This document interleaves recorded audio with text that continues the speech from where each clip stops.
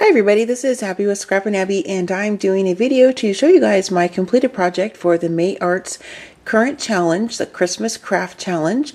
And I was so excited when Bethany accepted my idea and liked it, and I got to play with some more of the fun different ribbons and trims from May Arts. So I wanted to show you guys really quickly at the first of the video what this looks like when it's hanging on the wall as it's intended to be, and then I'm going to go ahead and do another quick video showing you guys each of the cones separately off the hanger. That way you can kind of get a good look at all of the different ways I use the ribbons and trims from May Arts. So what I made are 3 different kind of Victorian vintage themed paper cones, holiday cones that can be used you know, as a cluster like the 3 how I have them hung up, or you could give each one, you know, to a friend or something like that. You can even display them separately throughout your home if you wanted to do that as well. So, but I really like how the way that the 3 of these look together, and that's how they're going to hang in my home this holiday season. So I'll be back in just a moment and we'll get a close-up view of the vintage paper cones.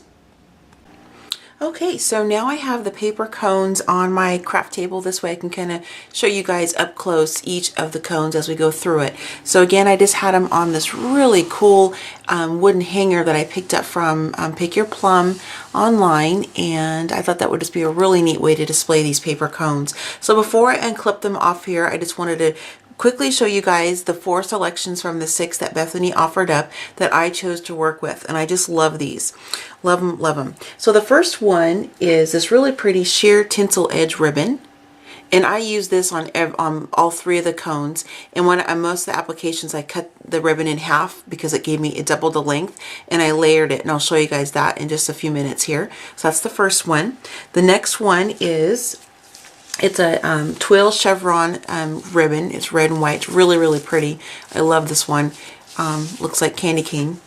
Very fun. And I use that on, you know, the middle one here. And then there's some mini pom-pom. This is really cute too. I love the pom-pom trim. I've played with their larger pom-poms before as well, and the small ones are just as fun. And then the last one was, this is my first time playing with this one. It's a curly sparkling ribbon, and this is such a really pretty kind of a mint green. I hope you guys can see that up close there. It's just really pretty. You don't even have to do anything with it. It's already all curly. That's why they call it curly ribbon.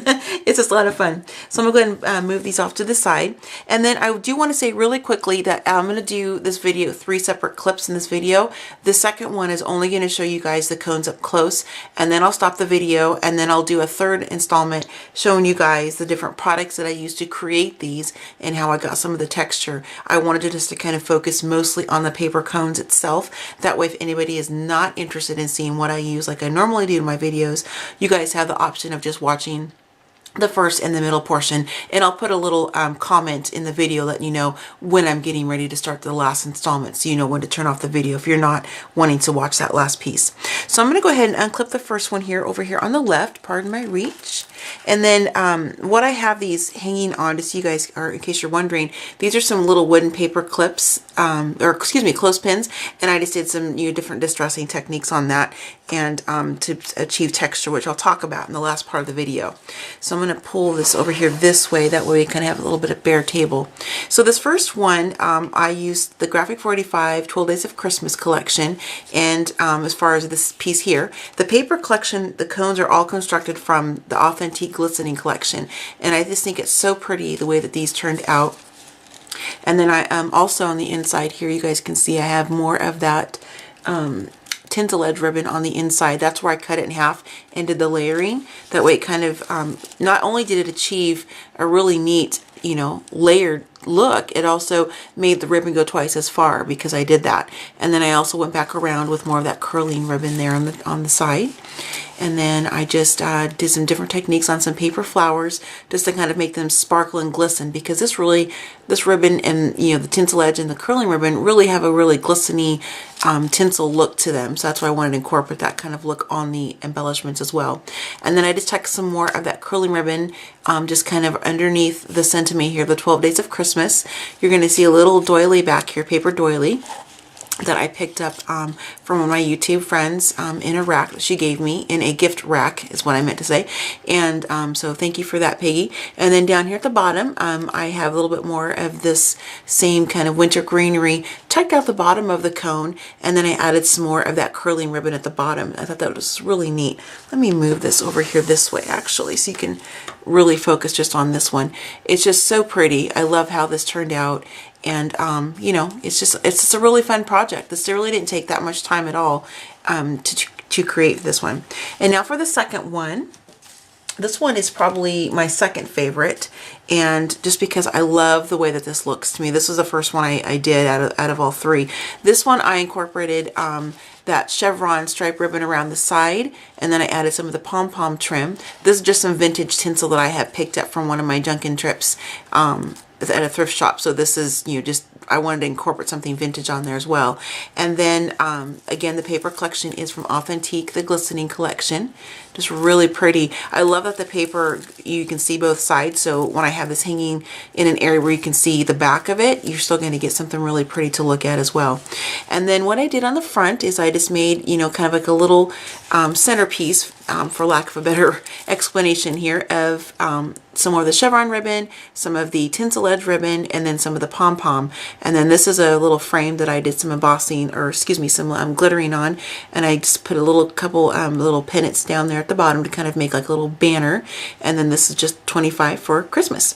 And then down here at the bottom of this cone, I used some more of that ribbon, and then I have some of that silver trim that I had just had in my stash, kind of peeking out the bottom. I thought it really coordinated well with this, with the little pearls that I put on here, the flat back pearls there, and then also with the tinsel up here at the top. And I just think these colors just really go so well together. I really like how this one turned out, and this was just another really fun one to create. I love that. And you know, just kind of give you guys some ideas of some different things you can do with your ribbon on some projects. And then for the last one, and this one's probably my favorite, and I'll show you why in just a second. So I get it unclipped here. This one, I used the tinsel edge ribbon, and then I used the pom-pom trim. Now on this one, I do want to note, if you're noticing a difference between the red on this one, the trim, is because I used just a little bit of some Lindy sprays on, I'm sorry, maybe get that one to step over there. I use a little bit of Lindy sprays on the pom-pom trim. I'm hoping that's okay that I alter this a little bit, Bethany, for the challenge. But I wanted just to kind of make this not quite such a bright red. I want it to be more of a kind of a softer red, because this was more like of an icy type of looking one to me. Again, you know, the same paper collection from Authentique. It's got a really pretty snowflake pattern on top of some craft, and I just think this really works really nicely together. This is just some more of the floral foliage there. And then I took more of that tinsel edge ribbon, cut it in half again, did a layering technique, and then I added the pom-pom trim. And this does go all the way around on all of them. I forgot to show you that in the other two, but they do all are complete on the back side as well with the trim. And the reason why I like this one so much is because I did something for the first time on this. I've used wax paper in my projects before, but I never made a rosette with it. I thought it would be too fragile, and it really wasn't. It turned out really well. And I like it because it's just really sheer enough where you can still see the paper in the background, and it kind of goes really well, I think, with that tinsel edge ribbon. And then and with the pom-pom, it's a nice pop off the page, I think, a little bit, or the cone in this example.